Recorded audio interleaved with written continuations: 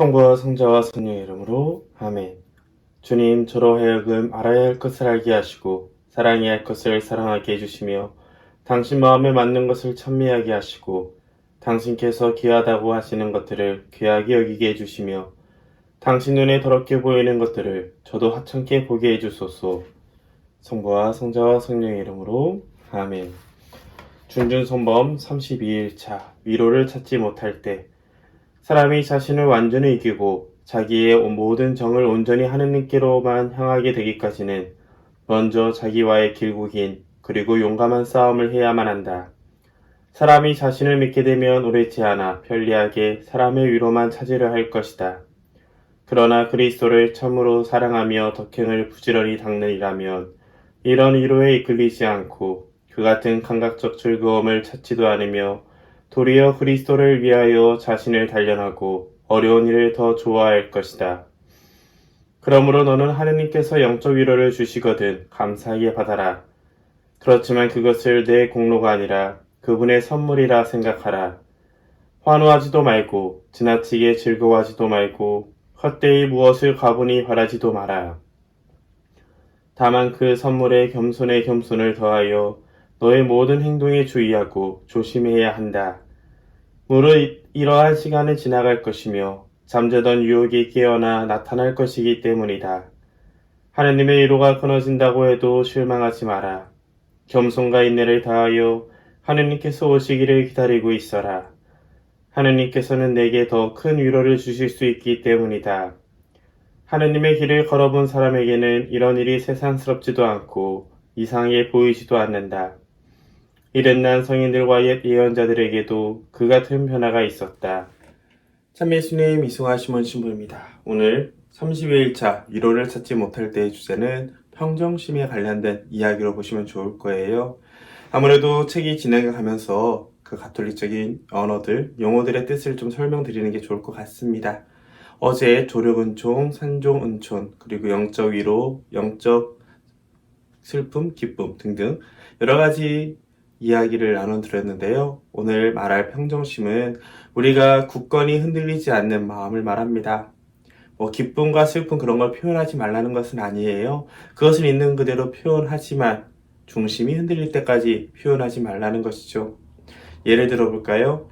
누군가 사랑하는 사람이 길을 떠나거나 세상을 떠났다고 쳤을 때 우리는 슬픈 것은 당연합니다. 그를 위해서 슬퍼하고 눈물을 흘리는 것은 사람의 정 그리고 감정에 의해서 피할 수 없는 것이죠.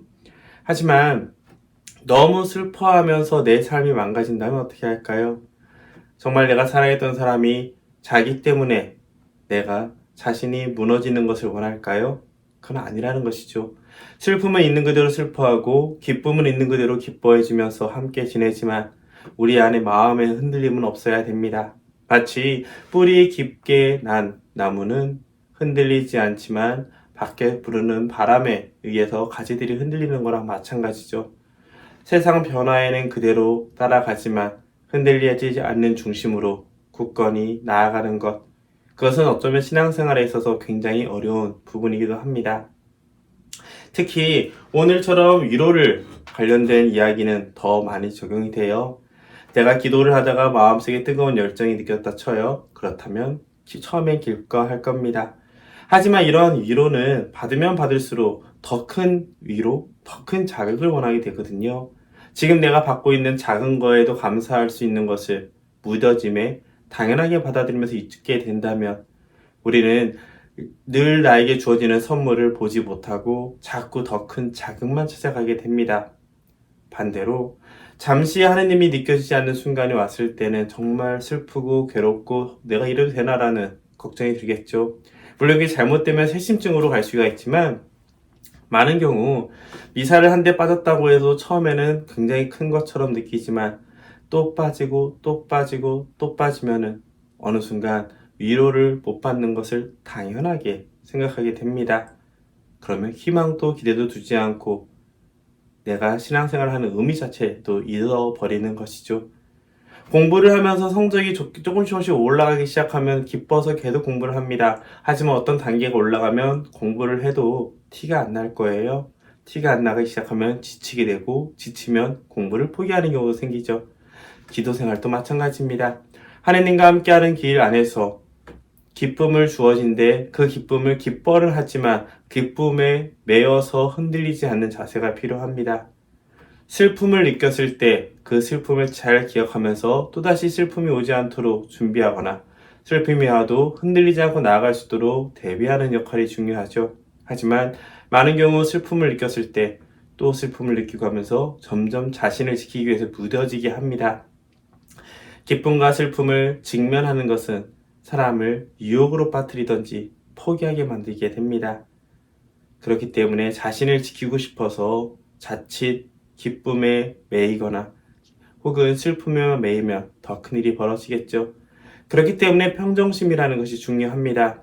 내가 늘 살아가는 환경 안에서 습관적으로 살아가되 그 안에 의미를 계속 찾는 것, 나의 무뎌진 마음을 계속 생기 있게 만드는 것, 그러려면 안주하기보다는 자꾸 새로운 것을 그리고 원래 하던 것을 더 깊이 또 다른 관점으로 보려는 노력이 필요할 겁니다. 바로 그것이 신앙생활의 어려움이면서도 동시에 꾸준히 나아가고 시도하고 경험했을 때 더 큰 위로와 더 큰 슬픔이 찾아오고 그 두 경험을 통해서 하느님과 온전히 함께 할 수 있는 숨 쉬는 것만으로도 하느님과 함께 호흡할 수 있는 그런 순간이 다가오게 될 겁니다. 그래서 저는 제 마음에 닿는 문장이 그거였습니다. 그리스도를 참고 살아가며 덕행을 부지런히 닦는 일하면 이런 위로에 끌리지 않고 그 같은 감각적 즐거움을 찾지도 않으며 도리어 그리스도를 위하여 자신을 단련하고 어려운 일을 더 좋아할 것이다. 겸손과 인내를 다하여 하느님께서 오시기를 기다리고 있기 위해서는 의지적인 노력이 필요하죠. 감각적인 것은 초심자에게 중요하지만 초심자를 벗어나기 위해서는 감각적인 것에 매이지 않고 내 삶 자체를 봉헌하는 환경과 생활 습관을 만들어야 될 겁니다. 그럴 때 우리는 평정심을 찾을 수 있죠. 물론 너무 많은 걸 하다 보니 몸이 따라오지 못하고 영혼이 따라오지 못하는 경우도 있어요. 그럴 때는 쉬는 것이 중요합니다. 하지만 내가 너무 널널하게 계획을 잡고 살아간다면 틈이 너무 많이 있다면은 삶과 신앙의 균형이 깨지면서 서로 삶의 신앙을 통해서 조화로움을 이루기보다는 어느 한쪽에 치우쳐서 잘못된 기형적인 삶을 살 수도 있기 마련입니다. 그렇기 때문에 평정심을 잘 지켜야 되고요. 다른 이에게 일을 과시했거나 더 많은 은총을 주시기를 바라지 않았는지 묵상해봅시다 라는 말에 가장 좋은 예시가 있죠. 우리는 연수나 피정을 통해서 기쁨을 얻는다고 착각을 합니다. 대부분 그런 경우 연수나 피정에서 얻는 것은 일시적인 감각적인 위로일 가능성이 더 커요. 하느님을 통해서 내 삶을 변화시키기 위해서는 연수나 피정을 통해서 배우고 체험한 것을 삶으로 녹여내려는 작업, 일상 안에 자리 잡으려는 노력이 필요하거든요. 그것을 하지 못하면 대부분의 청년들이 성당을 떠나게 된 이유가 연수 혹은 피정에서 기쁨을 얻다가 그것을 또 느끼지 못하다 보니 자꾸 세상으로부터 도피하려고 하는 마음이 생기거든요. 그러다 보면 결국 신앙에서 의미를 찾지 못하고 떠나게 됩니다. 그런 우를 범하지 않기 위해서 기쁨은 기뻐하고 슬픔은 슬퍼하되 내 마음은 항상 흔들리지 않을 것, 다시 제자리로 찾아와서 하느님과 함께하는 삶에 집중할 수 있는 것, 바로 그러한 평정심을 기억했으면 좋겠습니다. 성부와 성자와 성령의 이름으로 아멘. 저희 주 하느님, 당신께 무한한 찬미와 찬양을 드리려는 저희 정성과 소원을 받아주소서. 당신의 형언할 수 없는 광대 무변하심은 찬미와 찬양을 받아야 마땅합니다. 매 순간 당신을 그렇게 찬미하고 감사를 드리게 해달라고 천상의 모든 천사와 모든 신자와 함께 청하고 간구합니다. 성부와 성자와 성령의 이름으로 아멘.